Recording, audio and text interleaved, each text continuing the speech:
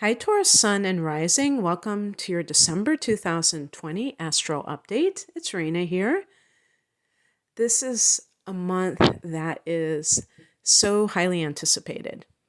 And there are certain reasons why that is. I think, people talk about the event, which is fun to think about. And that is the alignment of Jupiter and Saturn in Aquarius, a conjunction, 0 degrees of Aquarius, occurring on the winter solstice, northern hemisphere. So that is definitely, that seems like that's going to be a magical time. But that's not the only thing that is happening. December is a month with no personal planets retrograde. So we're getting past the the Mercury, Mars, and earlier, Jupiter, Saturn, and those aren't really personal planets, but even those types of retrogrades as well. And we're just full steam forward. And in terms of Taurus, I think that this is particularly potent in December because this energy is occurring. A lot of it is occurring in your 8th house. And the 8th house in the universal chart, which kind of like sets the template of what each house represents, is Scorpio's house. Scorpio is ruled by 2 planets, Mars and Pluto, and both of those planets deal with, taking action, change. You could say change, transformation is really what this house is all about. And the 8th house is also the house of death. And that's what transformation is really about. And people just, how people are, they hear the word death and they think of physical death. But really, death is about ending old patterns. And the 8th house can be the house of obsessions. And, because Scorpio is a fixed sign, there can be this tendency to get locked into these obsessions. And I consider addiction to be obsessive compulsive disorder. And that is something that maybe certain people can let go of.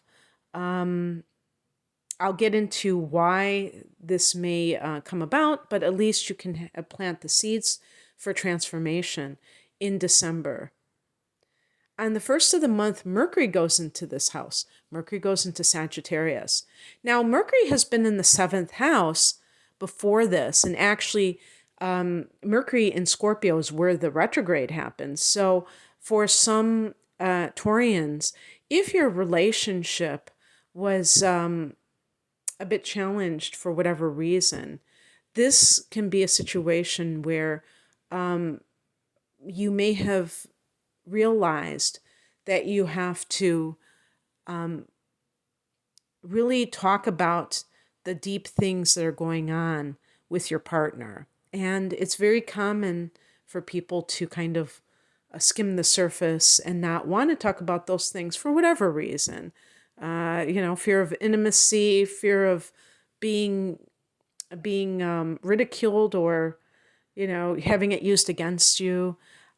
So this is about, ultimately you have to trust another person to bare your soul to them. But this may be some kind of like important talk that you're having with a loved one that is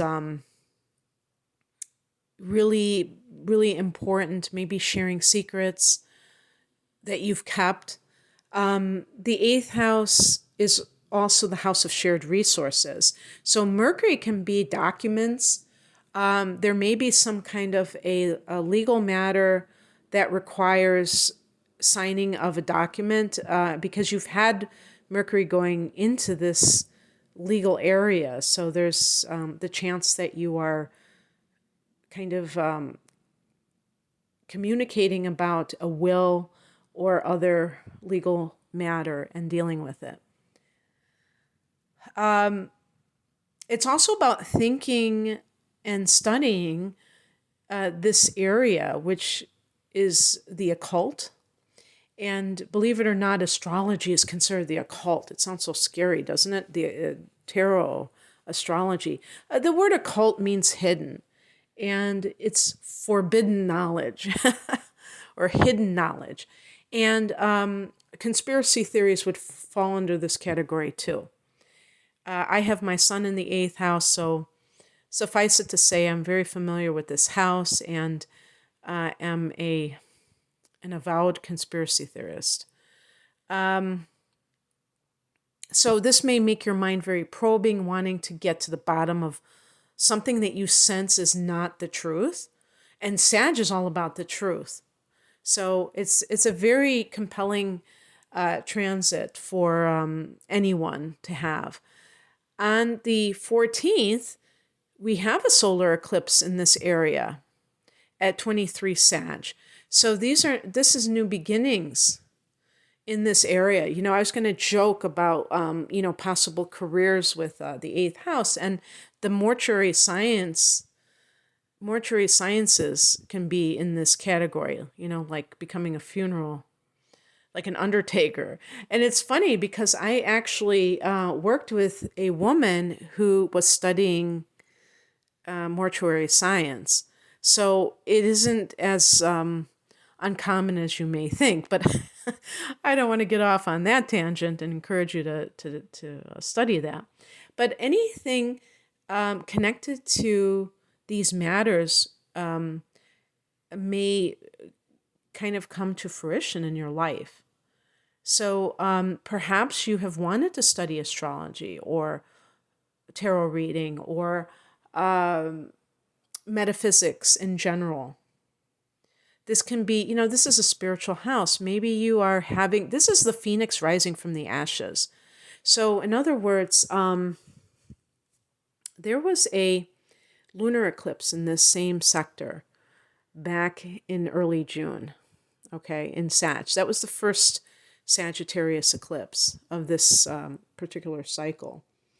And if you think back to June, but maybe even May, maybe even July, in that 90 day or whatever time frame, did something change in your life? Did you let go of something that had a deep impact on you? Did you have a powerful death in your life at that point? So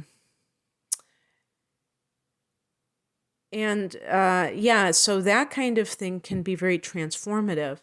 And this is the kind of the bookend of that eclipse where you are experiencing you had that letting go of, and now you're having this rebirth. And so whatever that may have meant to you, it can feel like you have kind of risen from the dead, so to speak. And, the way that I personally see this sometimes can be career-wise, because there are going to be hits to your 10th house of career. So maybe you have had some kind of setback with career.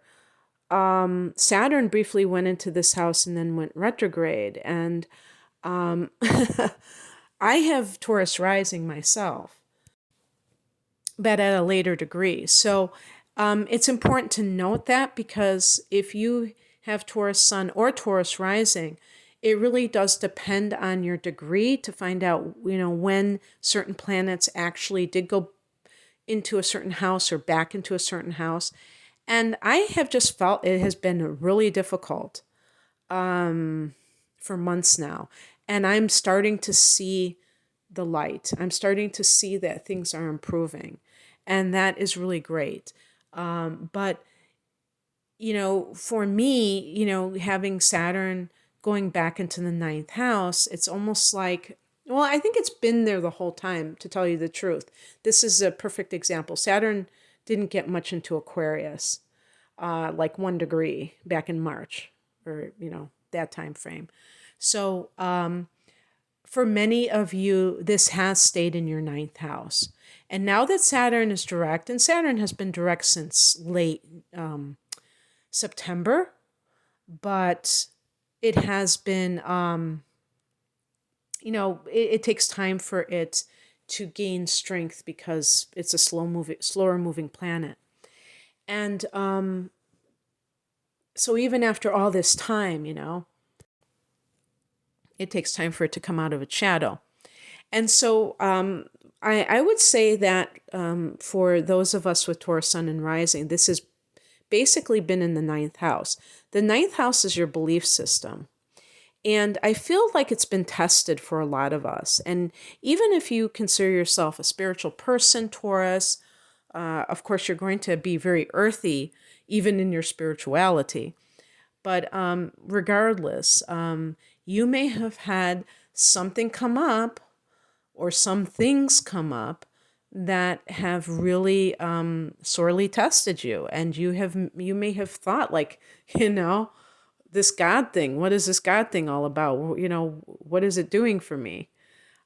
So just be of good cheer because Saturn is going to go into its own house. I will talk about that in a second. It's going to go into the 10th house, and it's much more comfortable in its own house than it is, even though it was in Capricorn, but it was in the 9th house, which is Jupiter ruled Sagittarius's house.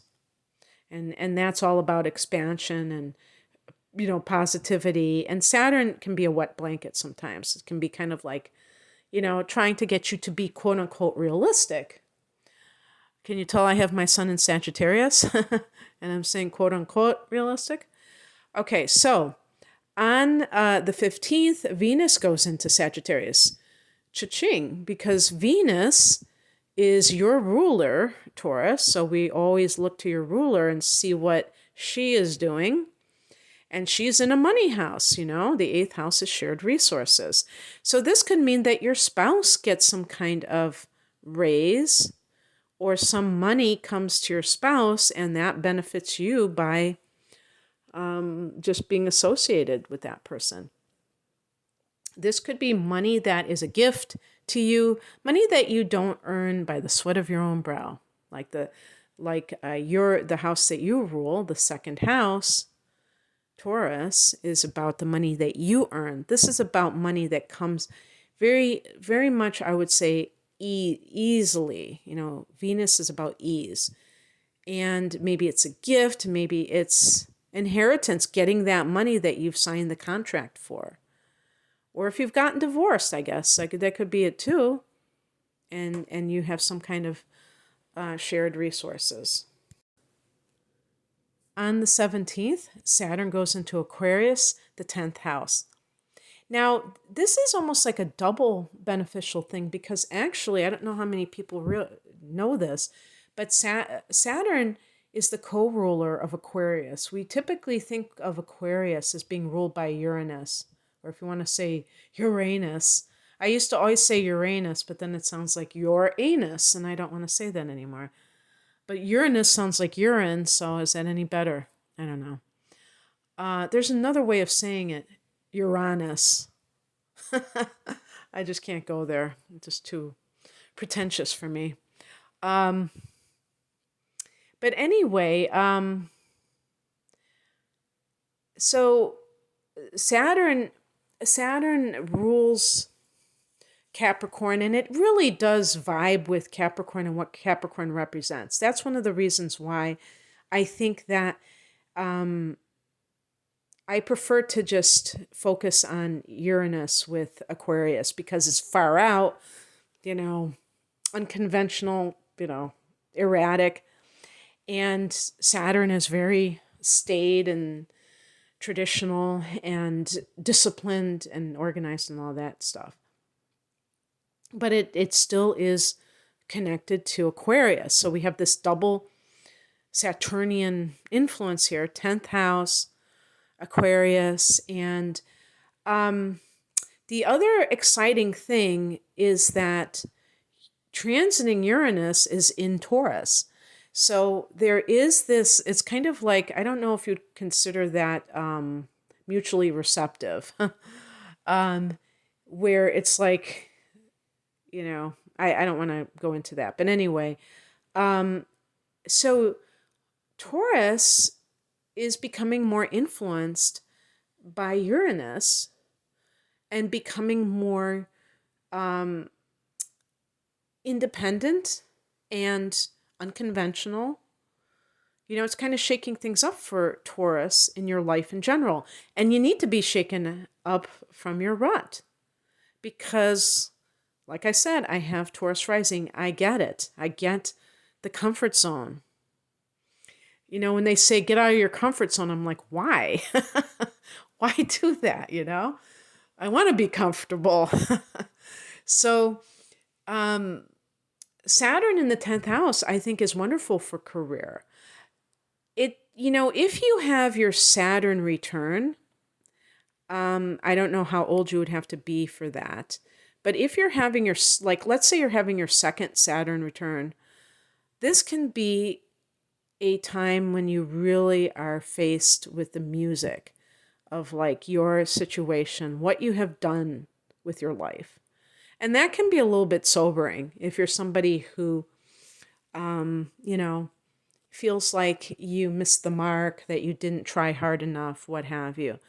But you have to, I think that Saturn is a double-edged sword. The Vedic astrologers consider it malefic planet, like it has this negative impact.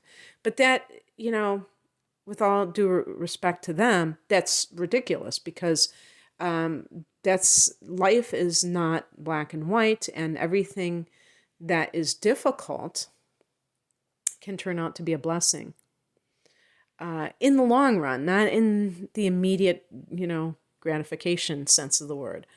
And Saturn is about the long haul. It's not about, here in this moment. And there's a saying, I don't know if it's in the Bhagavad Gita, some kind of a, yogic text.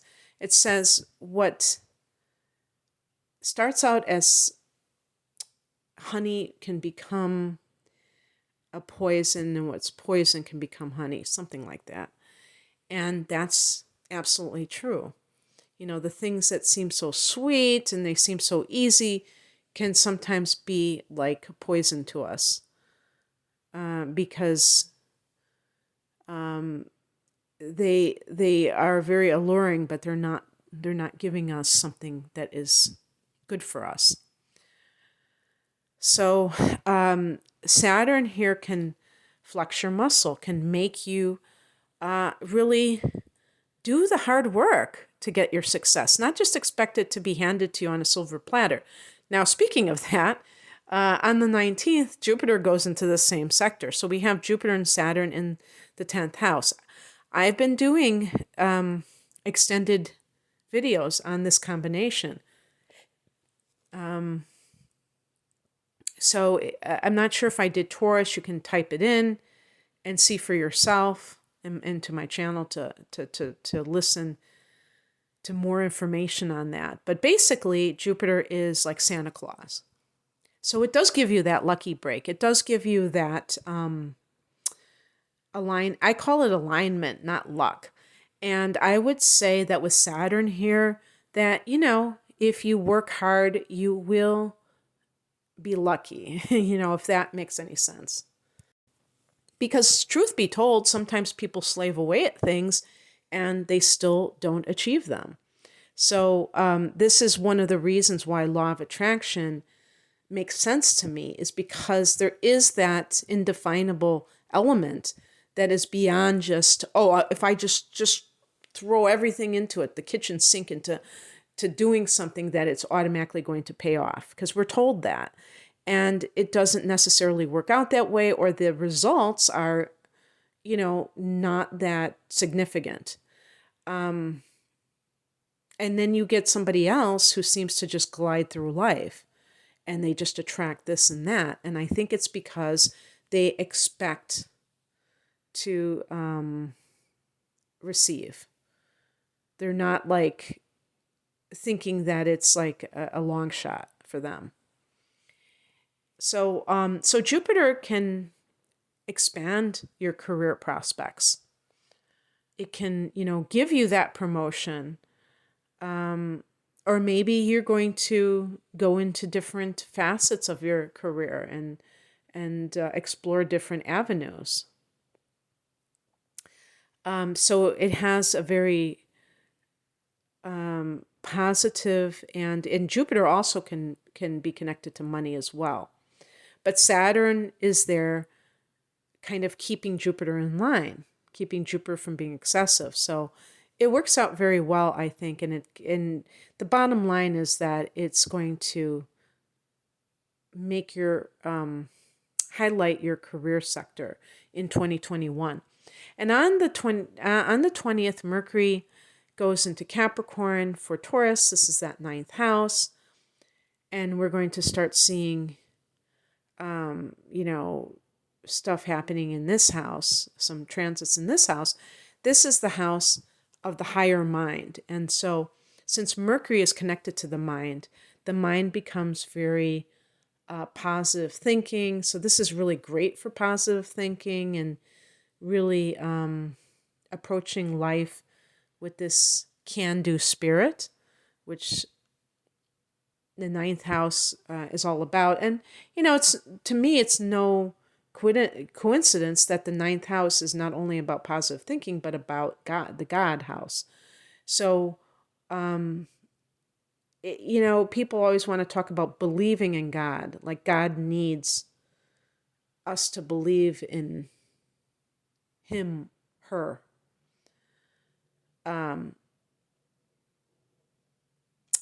Or them, maybe them is the proper pronoun.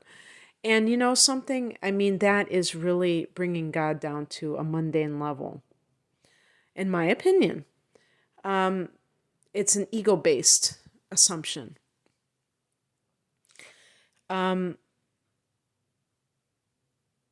Belief benefits us, but belief that is just kind of, very based on wishful thinking, to me is an immature form of belief. That it's like a childish type of belief. I'm talking about this is the house of higher education. And so unfortunately in our society we equate those kinds of credentials with actually having innate intellectual capacity instead of looking at rather than being indoctrinated by somebody else, just having that sense of your own logic, but logic that is informed by your intuition, that it feels right in the gut. Whatever it is that you read, whatever it is that you hear, whatever it is that you think. Because sometimes believing your own thoughts is the worst thing that you can do, and sometimes it's a lifeline. So all of these things, maybe you're studying, maybe you're some kind of a document that's for studying, also for overseas, like passports and stuff like that. Mercury can be dealing with those matters. And then on the 21st, we have a winter solstice or summer solstice in Aussie land and New Zealand and all those good places. And that's powerful because the sun is going into a cardinal sign, and cardinal signs are about action. Making things happen, things happening, and this is because these are change agent times, the season's changing. So in the Northern Hemisphere, we're going into winter. And yet at the same time, the sun is getting stronger. So it's symbolic of us, like I said, Phoenix rising from the ashes, the lowest point of the year. The lowest point of the year and just kind of getting better all the time. I often joke that like when the summer solstice happened, even though, I was so pumped because I just think it's a special time of year. It feels like the heart of summer.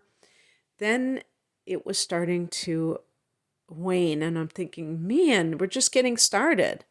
Because I live in Illinois and it gets pretty cold, in the winter. Chicago winters, oh my God. And then, it takes time for it to get warm. And, Minnesota, Wisconsin, Michigan, probably even longer than Illinois, the Midwest. So it's like we really long for the late spring to heat things up, but then before we know it, it's going back down again. Okay, so it's very joyous, and no surprise that this is when we have so many religious celebrations as well in the month of December.